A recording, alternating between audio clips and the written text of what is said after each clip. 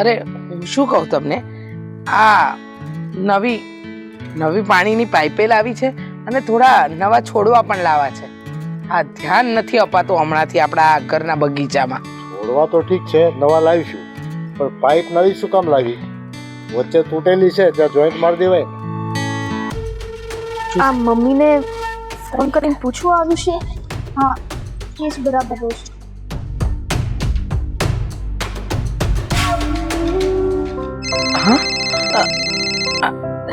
સ્વીટીનો phone. Hello. જય Shri Krishna mummy. જય શ્રી કૃષ્ણ બેટા. અરે આજે મમ્મી પપ્પાની યાદ આવી તને? એ પણ અચાનક? આ સૂરજ પૂર્વમાંથી જ ઉગ્યો છે ને બેટા? શું મમ્મી તમે તે યાદ ન આવે મને તમારી? ફોન ન કરવો મારે? ના ના, કરવો જ પડે, પણ તે સામેથી ફોન કર્યો ને એ વાતની નવાઈ લાગે છે. હા મમ્મી, એક વાત પૂછવી હતી. થોડી મુશ્કેલી થતી હતી. આઈ મીન કે કયો ડિસિઝન લેવો ને ખબર નહોતી પડતી, એટલે કોલ કર્યો છે. અરે પૂછ ને બેટા, શું વાત પૂછવી છે? જે વાત પૂછવી હોય ને બિંદાસ પૂછ, અને અમે તને માર્ગદર્શન નહીં આપીએ તો કોણ આપશે? બોલ બોલ બેટા. મમ્મી તમને તો ખબર જ છે કે અત્યારે આ બંને ભાઈઓ મજિયારામાં જ રહે છે. હા, તમે લોકો ભેગા જ રહો છો. તો આ મજિયારામાં રહીએ છે એ ઉપરથી થોડી ઘણી વાત કરવી હતી. અરે પણ તમે લોકો તો મજિયારામાં પહેલેથી જ હજુ ક્યાં ભાગ પાડ્યા છે? તમે સાથે રહો છો. આમાં નવી શું વાત કરવાની છે? બોલ ને. આ મારા જેઠને એ લોકો છે ને, હા, એ લોકો એવું કહે છે કે એ લોકો પોતાનો પ્રાઇવેટ ફ્લેટ લે છે. તો મને એ દુવિધા હતી કે આ જે ફ્લેટ લે છે તો અત્યારે જેમ અમે મજિયારામાં રહીએ છીએ તો એ પ્રમાણે મારો એમાં ભાગ ગણાય ને? મતલબ કે મારો અને દેવેનનો.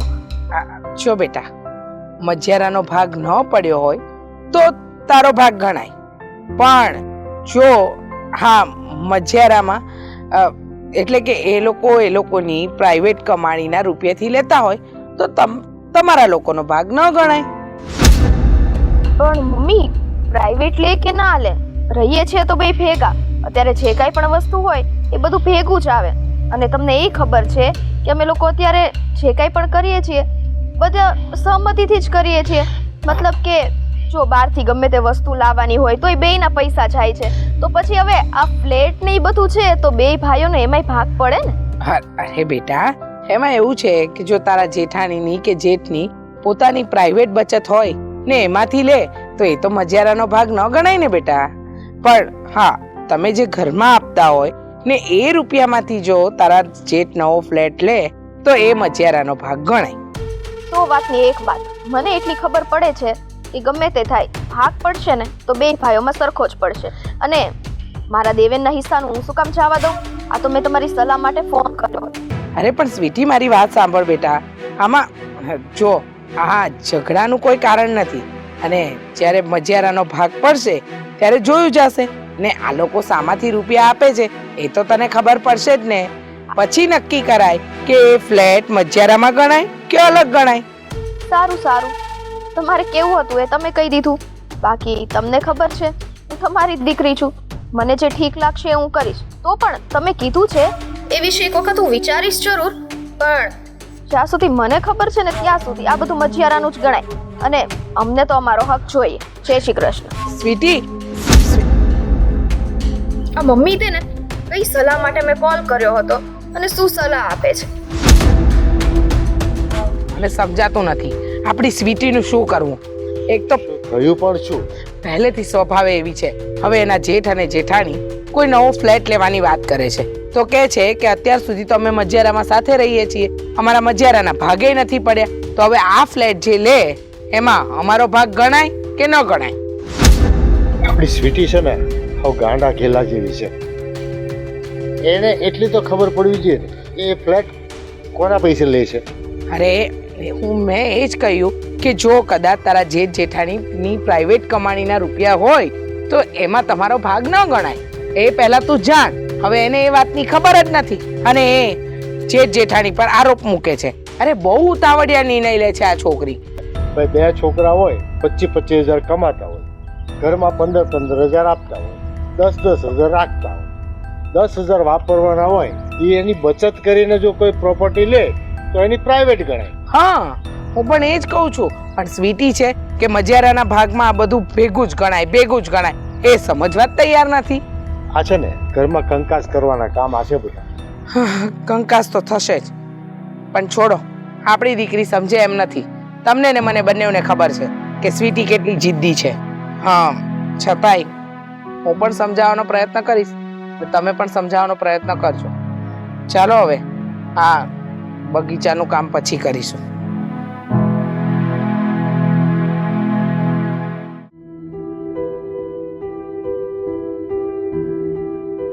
અરે આવી ગયા તમે? હા. હું પાણી લઈ આવું? ના ના, પાણી નથી પીવું, બેસ આપણે. હું શું કહેતી હતી, હા. હજુ તો આપણે ફ્લેટ લીધો પણ નથી, અને આ તમારા ભાઈએ અને સ્વીટીએ તો ઉપાડા લીધા છે. મને બધી ખબર છે. આ સવારે જ દેવેન મળ્યો હતો. મને પણ સ્વીટી આજે સવારે કેટલું બધું સંભળાવી ગઈ, એટલું બધું બોલી ગઈ ને, મને ન બોલવાનું બોલી ગઈ. અને શું કહે છે ખબર છે, તમે આ ફ્લેટ લેશો ને તો એમાં છે ને અમારો ભાગ તો રહેશે જ. હા હા, બધાય કામ સ્વીટીના જ છે, એ જ બધું હળગાવે છે. મને એવું જ લાગે છે, આ સ્વીટીને છે ને મને લાગે છે ગમતું નથી કે આપણે આ બીજે ફ્લેટ લઈએ. હા, કોણ જાણે એના મગજમાં શું ચાલી રહ્યું છે ને એ જ ખબર નથી પડતી. અને સુષ્મા, આ મકાન છે ને હું એને આપી દઉં છું. હા, તો પણ એ સમજવા તૈયાર જ નથી. એ કે એમાં હોતી અમારો ભાગ. હું એ જ તો કહું છું એને કે આ મકાન એમનું જ છે, અને આપણે જ્યાં રહીશું ને એ મકાન પણ એમનું જ હશે. એમને ગમે ત્યારે આપણી સાથે રહેવું હશે તોય આપણને કોઈ વાંધો નથી. પણ ખબર નહીં આ સ્વીટીના મગજમાં શું ચાલી રહ્યું છે ને, એ એમ જ કહે છે કે ના, તમે જે મકાન લેશો ને એમાં અમારો ભાગ, તમે જે મકાન લેશો ને એમાં અમારો ભાગ. આપણે એ લોકો પાસેથી પૈસા લઈએ ને તો એમનો ભાગ કહેવાય ને અશોક. હા, હવે આ તમે તમારા બચત કરેલા પૈસાથી આ મકાન લો છો તો આ લોકોનો ભાગ કઈ રીતે કહેવાય? હું પણ એ જ સમજાવવાની કોશિશ કરું છું, પણ નથી સમજતા.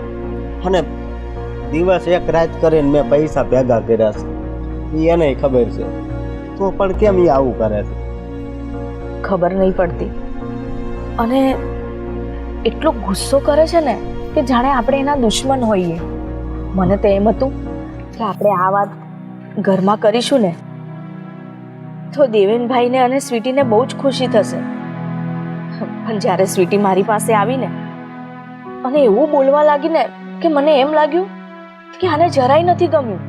આપણે આપણા પૈસે બહાર મકાન લઈએ છીએ, અરે હજુ તો કશું બુક પણ નથી થયું, હજુ તો ખાલી આપણે જોઈને જ આવ્યા છીએ. તે છતાં પણ સ્વીટી કેમ આમ બોલે છે ને મને એ જ ખબર નથી પડતી. આમાં તો એને ખુશ થવું જોઈએ, અને એ આપણો વિરોધ કરે છે કે એમાં હોતી અમારો ભાગ, એમાં હોતી અમારો ભાગ. દેવેનભાઈ પણ એમ કહે છે. હા, કોણ સમજાવે એને?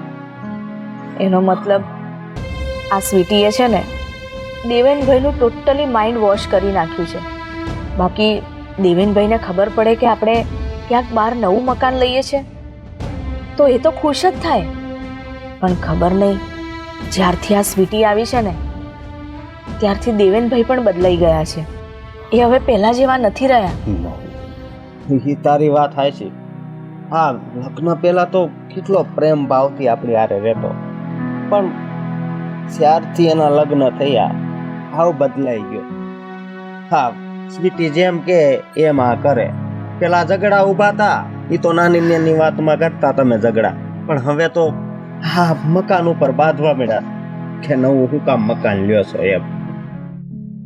તમે પપ્પાને વાત કરી? પપ્પાને તો કોઈ વાંધો નથી ને? અરે પપ્પાને શું વાંધો હોય, એ તો ખુશ થયા કે બેટા બહુ સારી વાત કહેવાય, તું મકાન લે છે ને. એ મને પણ એમ જ હતું કે આવી જ રીતે છે ને દેવેનભાઈ અને સ્વીટી ખુશ થાય. અને એ લોકોને અહીંયા ના ફાવતું હોત ને તો હું એમ કહેત કે તમે અમારી સાથે આવીને રહો. પપ્પાને તો આપણે લઈ જવા જ તૈયાર છીએ. હા, પણ હવે આ લોકોનું આવું વર્તન જોઈને મને એમ થાય છે કે આપણે નવો ફ્લેટ લઈએ કે ના લઈએ? અરે લઈશું, તું શું કામ ચિંતા કરે છે? અરે પણ આવી રીતે આ લોકોને દુખી કરીને આપણે ફ્લેટ નથી લેવો. અશોક, મારી ઈચ્છા એવી છે કે આપણે જ્યારે આ ઘરમાંથી જઈએ ને તો આપણે હસતા મોઢે જઈએ અને એ લોકો પણ ખુશ થાય આપણા જવાથી.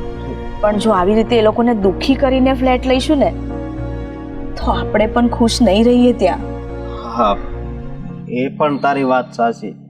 પણ હવે જો હા આવડું મોટું મકાન છે એ એને સોંપીએ છીએ હે, અને ઓલું મકાન લેવી એને કઈ ત્યાં અમે રહેવા જઈએ છીએ અને અમારા પૈસે જઈએ છીએ. પણ હવે એના મગજમાં જ વાત નથી બેસતી, તો કદાચ ભગવાન ઉપરથી એને સમજાવે ને તો એને કઈ નહીં સમજણ પડે. હા તો અશોક, હું તમને એ જ કહું છું, અત્યારે છે ને જ્યાં સુધી એ લોકોનું મન ના માને ને ત્યાં સુધી આ ફ્લેટ લેવાની વાત રહેવા દો. હા, આપણે પછી લઈશું. પણ પછી લેવાય ન લેવાય, આ તો મને થયું કે અત્યારે લેવાય જાય ને તો પછી બળતરા નહીં. આ તને તો ખબર છે ને આ દિવસે ને દિવસે મકાનના ભાવ વધતા જાય છે. જો અશોક, મકાનના ભાવ વધે કે ઘટે પણ હું નથી ઈચ્છતી કે આ લોકોને દુખી કરીને આપણે ફ્લેટ લઈએ. જો એ લોકો હસતા મોઢે હા પાડશે ને તો જ આપણે ફ્લેટ લઈશું, નહીં તો મારે નથી જોઈતો આવો ફ્લેટ. એક વાત કહું, હું ખૂબ જ કિસ્મત વાળો છું કે મને તારા જેવી પત્ની મળી છે. બાકી બીજી કોઈ હોય ને તો એમ જ કે આમાં હોતી આપણે ભાગ જોઈએ છે ને એ આપણું. પણ હું ખરેખર ખૂબ કિસ્મત વાળો છું. હા સારું, ચલો હવે અંદર પાણી બાણી પીઓ, ચા મૂકું.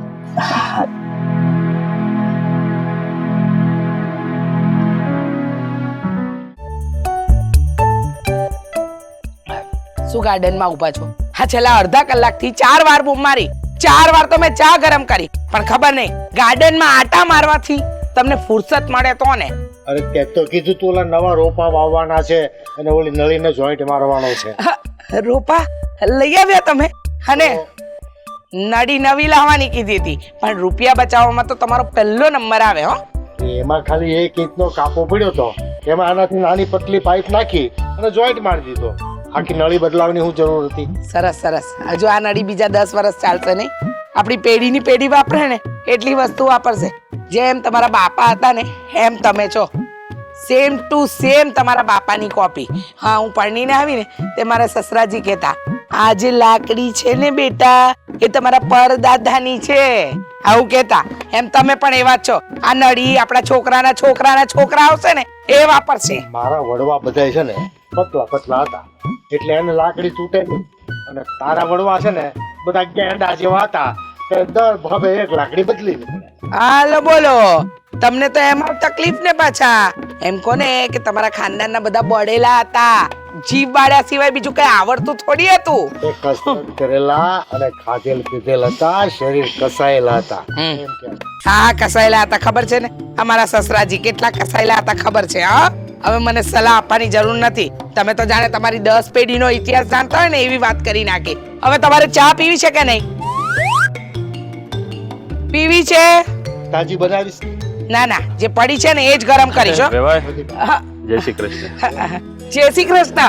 અરે વેવાઈ, આજે અચાનક આમ ભૂલા કેવી રીતે પડ્યા અમારા ઘરે? કઈ કામ હતું? હવે ભાઈ એક વ્યવહારિક વાત કરવી હતી એટલે આવ્યો હતો. બોલો ને, શું વ્યવહારિક વાત કરવી હતી? હવે મારો દીકરો અશોક, તમે તો જાણો જ છો કે હમણાં એ એક ફ્લેટ લેવાની વાત કરે છે. કદાચ તમારે વાત મળી હોય તમને. હા, ખ્યાલ છે.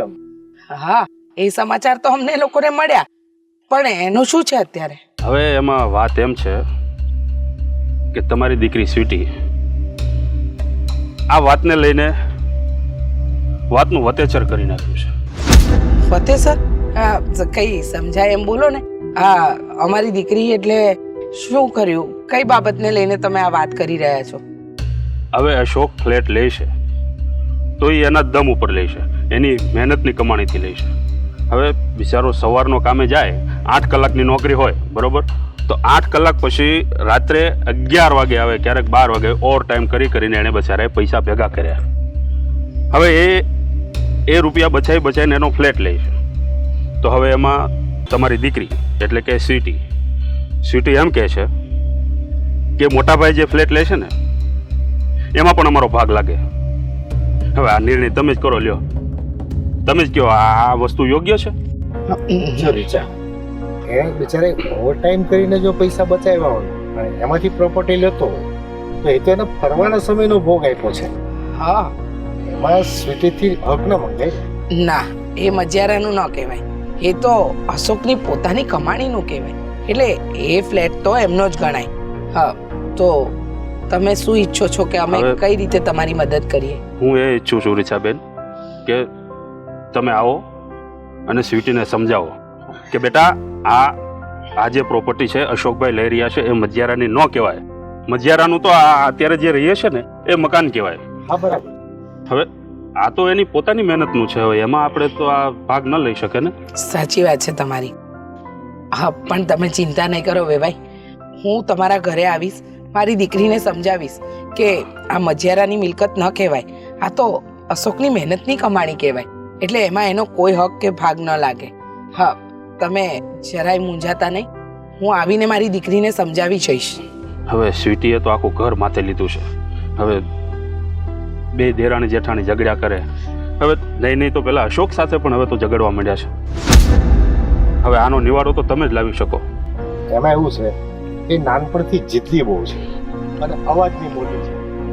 એના મનમાં પછી કાંઈ નથી હોતું, પણ જીદ પકડી લે ને પછી જીદ છોડે જ નહીં. હા, એના પપ્પાએ બિલકુલ સાચી વાત કહી. પણ વેવાઈ, આ બાબતમાં જીદ ન ચાલે. જે સાચું છે એ સાચું છે. એમાં આવી ખોટી જીદ કરે ને તો અમે અમારી દીકરીની આવી જીદ ક્યારેય પૂરી નથી કરી અને થવા પણ નહીં દઈએ. તમારા ઘરમાં અત્યારે જે પણ કંઈ કંકાસ અમારી દીકરીને લઈને ઊભો થયો છે ને એ હું દૂર કરીશ. હા, તમે જરાય ચિંતા નહીં કરતા. હા, અને હવે ભાઈ તમે જાણો છો કે મારો દીકરો અશોક દિવસ રાત મહેનત કરે છે પણ દિલનો બહુ સારો છે. અને જો કદાચ આ તમારી સ્વીટી એમ કહે ને કે આ મજિયારામાં એને બધી મિલકત એને જોઈએ છે તો એ મારું આખું ઘર જે છે ને એ મારો અશોક એને દઈને નીકળી જાય એમ છે. અરે વેવાઈ, પણ અમારા માટે ક્યાં તમારું ઘર અજાણ્યું છે? અમે અશોકને ઓળખીએ જ છીએ ને. હા, અમે તમે પ્લીઝ એકવાર ઘરે આવી અને સ્વીટીને સમજાવી જાઓ. અરે વેવાઈ, તમારે હાથ ના છોડવાના હોય. અમારી દીકરીની ભૂલ હોય તો અમારે કાન પકડીને એમને સમજાવવી પડે કે બેટા આ ખોટું છે. એટલે જરાય ચિંતા ના કરતા, હું તમારા ઘરે જરૂર આવીશ, મારી દીકરીને સમજાવીશ. હવે વેવાઈ, અહીંયા સુધી આવ્યા છો તો ચા પાણી કરતા જાઓ. ના, હવે ચા પાણી કરવાનો ટાઈમ નથી. સમય નહીં લાગે, થોડીક વાર લાગશે. ના, હવે એ પછી ક્યારેક આવશું, પણ પહેલા એકવાર તમે ઘરે આવી જાઓ અને સ્વીટીને થોડીક સમજાવી જાઓ, પછી આપણે નિરાતે ચા પાણી કરીશું. એની ચિંતા તમે જરાય ન કરો, હું મારી દીકરીને સમજાવીને જઈશ. હા હા, અને અમારા દીકરી હતી અમે લોકો અરે નહીં માફી માંગીએ છીએ. તમે અમારી દીકરી થકી કંઈ પણ દુઃખ થયું હોય ને તો એને મન પર નહીં લેતા. હો, તમારી છોકરી સમજીને એને માફ કરજો.